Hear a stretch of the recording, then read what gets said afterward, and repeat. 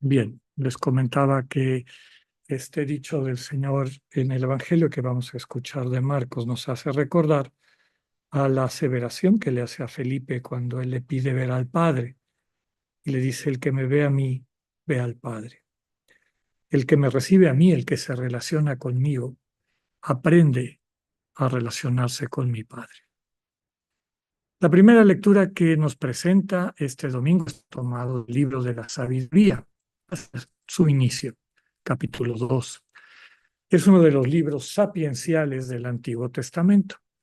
Fue escrito originalmente en griego, no en hebreo, y por eso no fue aceptado cuando se conjugó el canon judío. Y los protestantes siguen el canon judío, tampoco lo incluyen en sus Biblias. Las iglesias católicas, la ortodoxa, sí. El autor del libro, que es mutuamente las tradiciones sapienciales judía y helenista. El libro fue escrito probablemente en Alejandría, siglo I antes de Cristo. Algunos autores lo consideran un tratado de teología política, porque describe el arte del buen gobierno de acuerdo a la armonía social, básicamente la fraternidad, la sororidad revelada por Dios. Aunque el libro se llama Sabiduría de Salomón, el tema fundamental que aborda es la justicia. Es un llamado contra la justicia establecida, consuetudinaria, e invita a no conformarnos con ella. A diferencia de la mayoría de la literatura hebrea, este libro se mantiene en el horizonte de la vida inmortal humana, esta vida trascendente a la que nos invita. La lectura de hoy nos presenta una consideración de los injustos en contra del justo. Y burlándose de él, dicen esta frase que después Dios muestra que es realidad de quienes viven en comunión de amor con él. Dice que hay quien mire por él. El salmo que nos presenta este domingo es el 53, una súplica a Dios de alguien que se siente perseguido por sus enemigos. Sus adversarios son personas arrogantes, violentos, tienen a Dios en sus mentes. Los antagonistas no dudan en calumniar al justo. El perseguido confía en el Señor, que defenderá su causa y desatará las maquinaciones de sus contrarios. Y una y otra vez repite, el Señor es quien me ayuda. En la segunda lectura continuamos nuestra reflexión de esta carta del apóstol Santiago. El pasaje que hoy vamos a ver está vinculado a su propuesta de en qué consiste la verdadera sabiduría. Este arte del buen vivir que viene de Dios. Dios nos enseña el buen vivir. La sabiduría que viene de Dios es pura, no está contaminada por el egoísmo que nos separa de Dios, de nuestros hermanos y hermanas y de sí mismo. Es práctica, es pacífica, comprensiva, dócil, llena de piedad y frutos buenos. No discrimina ni finge. Estas características se aprecian en quien ha recibido y cultiva esta sabiduría. Es alguien que trabaja de manera natural por la paz, que siembra la paz y cosecha la justicia. Lo contrario de la sabiduría, esta manera de actuar de acuerdo a los criterios del mundo, es el egoísmo y las discordias que suscita. Los egos codician cosas y no dudan en matar en las múltiples maneras que tenemos para matar con tal de obtener sus caprichos. Quienes tienen sabiduría confían en que Dios les proveerá de lo que verdaderamente necesitan. Tomado de la carta, quienes trabajan por la paz cosechan la justicia. El texto está tomado del Evangelio de San Marcos, el Evangelio de este domingo, capítulo 9, el segundo anuncio de la pasión del Señor. El contexto es que Jesús está con sus discípulos atravesando Galilea, yendo camino de Jerusalén. Subraya que está en un grupo pequeño y quiere que se mantenga pequeño, porque en ese momento les está dando una instrucción particular a sus discípulos. De hecho, el discipulado significa eso, aprender en intimidad del maestro, lo que buscamos en nuestra práctica de la oración contemplativa. Después de la confesión de fe de Pedro, cuando reconoce a Jesús como el Mesías y el primer anuncio de su pasión, han pasado los textos de la transfiguración y la curación del niño epiléptico, que solo se puede realizar con la fuerza de la oración, es decir, con Dios y desde Dios.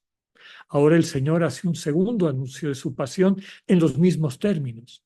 Será entregado en manos de los hombres, que le darán muerte, pero Dios lo resucitará el tercer día.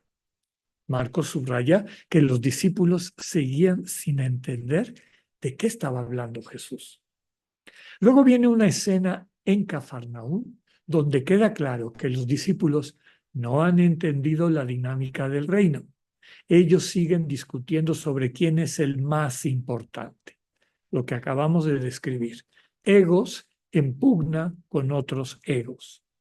El Señor subraya que en la lógica de Dios lo que hace a alguien admirable es su capacidad de concretar el amor en servicio, un servicio que se hace en humildad y sencillez. Pone como ejemplo entonces a un niño, invita a recibir a ese niño, equiparándolo con Jesús y también con el Padre. En otras palabras, nos subraya que el corazón de Dios es como el de un niño, sencillez y transparencia. Quedémonos con esta invitación que el Señor nos hace en el Evangelio. Si alguno quiere destacar en algo, que destaque en su disposición para amar sirviendo.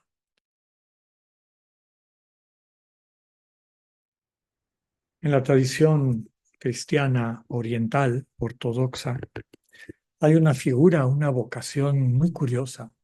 A lo mejor algunos de ustedes la han visto en películas de ese mundo o en alguna novela que han escuchado o leído, perdón, que es el loco o el tonto por Cristo. El loco por Cristo, el tonto por Cristo. Normalmente eran personas excéntricas, eh, raras, ¿no? Que no se conformaban a lo que la sociedad presentaba como deseable. Se parecen a otro personaje de la literatura más cercana a nosotros y también de la experiencia de muchas y muchos, el famoso tonto del pueblo, ¿no? A mí me tocó conocer en varios de los lugares donde he vivido personas raras, excéntricas, y todos decían, está un poco loquito, es un poco tontito, hacían cosas raras que no terminábamos de entender. Pero de vez en cuando pasaba alguien por allá, les decía algo, lo que sea, y este loquito o este tontito le contestaba, pero dándole al clavo, ¿verdad? Exactamente aquello que le estaba quitando la paz, la vida a esa persona. Y claro, cuando le pegan a nuestro ego, duele y duele mucho. Valga esta comparación de lo que significa a veces tener esta, pues digámosle, alma sencilla que puede distinguir lo realmente importante, que no está omnibulada por tantas de las cosas que la sociedad y sus expectativas nos ponen, guardadas las debidas proporciones.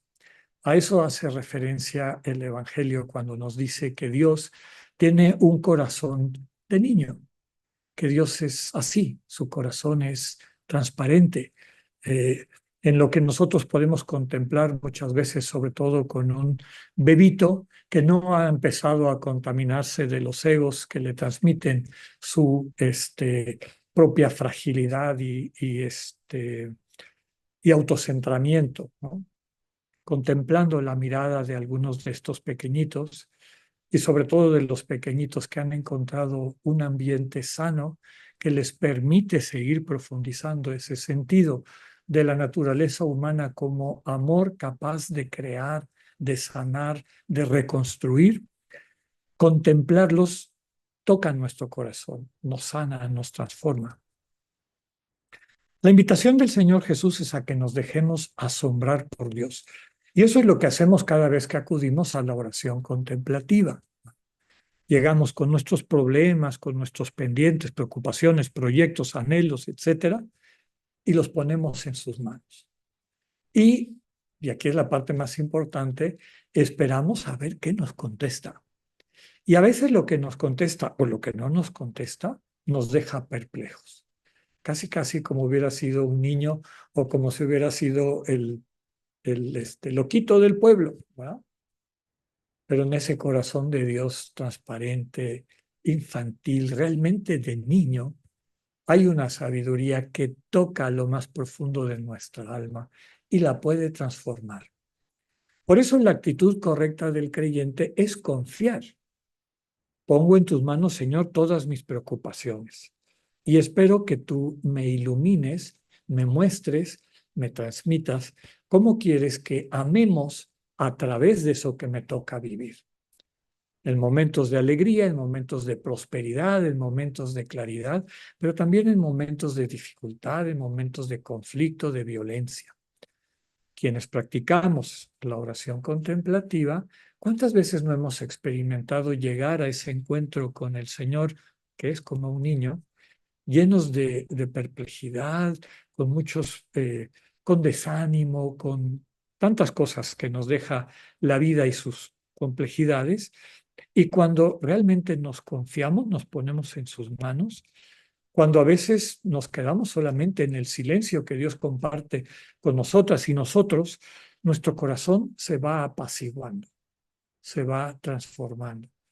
Aquello que estaba revuelto y que nos impedía ver nuestro entorno con claridad, se decanta y empezamos a percibir de qué manera podemos encarnar el amor y podemos responder a los retos que nos presenta la vida desde el proyecto de Dios, desde la mirada de Dios. El mundo de Dios es radicalmente distinto al mundo del príncipe de este mundo. Donde Dios gobierna, y eso lo subraya tanto la primera lectura del libro de la sabiduría, la carta de Santiago y también el Evangelio, donde Dios gobierna, lo que impera es el amor. Esa es la atmósfera, eso es lo que se respira.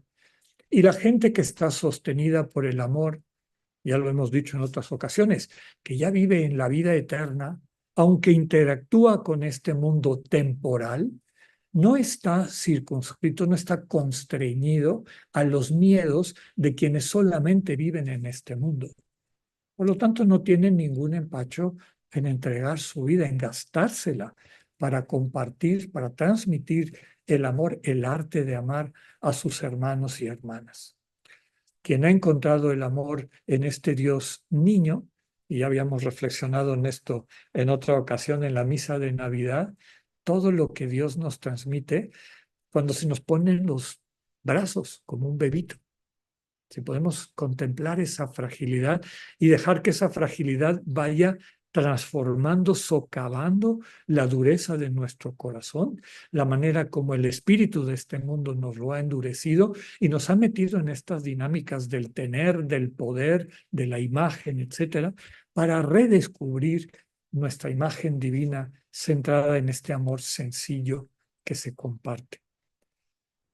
Abrazados por Dios y abrazando a Dios, entramos en esta dimensión de eternidad, que como les decía, fue un gran descubrimiento y uno de los primeros libros que lo incorpora con mucha claridad en el Antiguo Testamento es el texto de la sabiduría. Quien vive en la atmósfera de Dios, como no tiene esa inseguridad, es bueno, es tolerante, como dice con claridad Santiago, es humilde, es solidario, etcétera, inclusive en circunstancias de agresión o de maltrato. El amor es lo que le guía. Hay que subrayar, como hemos dicho muchas veces, que en ocasiones el amor necesariamente debe de ser fuerte. Tampoco se trata de que llevemos la fiesta en paz con todos los que nos rodean. El Señor Jesús no hizo eso. Por amor llamaba la atención. Por amor decía palabras fuertes para sacudir conciencias. pero lo que lo movía en el corazón era esta conciencia de niño, conciencia de infancia.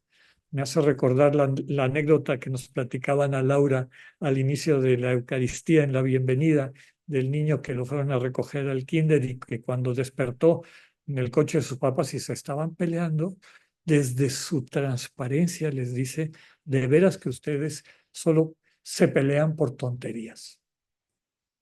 Cuando nos acercamos al Dios niño, cuando nos acercamos a este Dios que desde la perspectiva del príncipe de este mundo es un tonto o un absurdo, porque no sigue sus reglas de poder, de tener, de imponer, somos sanados. Nos habla, muchas veces toca, pone el dedo en la llaga de nuestra inseguridad y fragilidad, pero en su mirada también encontramos la fuerza para poder remontar aquello que nos esclaviza, aquello que nos hace daño. Desde luego que detrás de todo eso hay una invitación a dejar atrás el Dios del poder, el Dios del tener, el Dios que se parece más a los servidores del príncipe de este mundo que al Dios revelado en Cristo.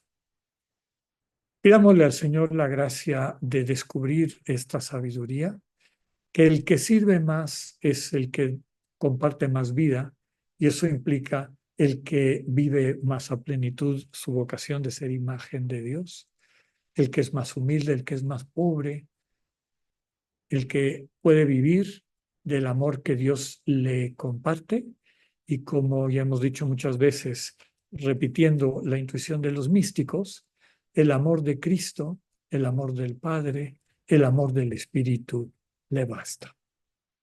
Acerquémonos a este Dios que se relaciona con nosotros desde la inocencia y al mismo tiempo la profundidad de un niño. Que así sea.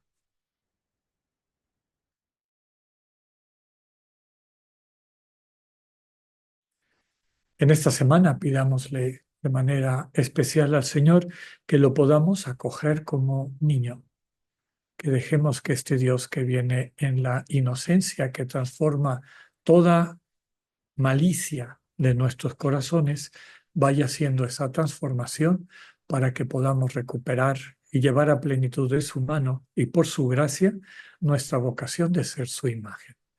Que en todo lo que pensemos, digamos y hagamos, podamos transmitir ese amor que transforma vidas, que vivifica, que lleva a las personas a la plenitud de la comunión para la que fuimos creados. Que tengan una excelente semana. Dios con ustedes.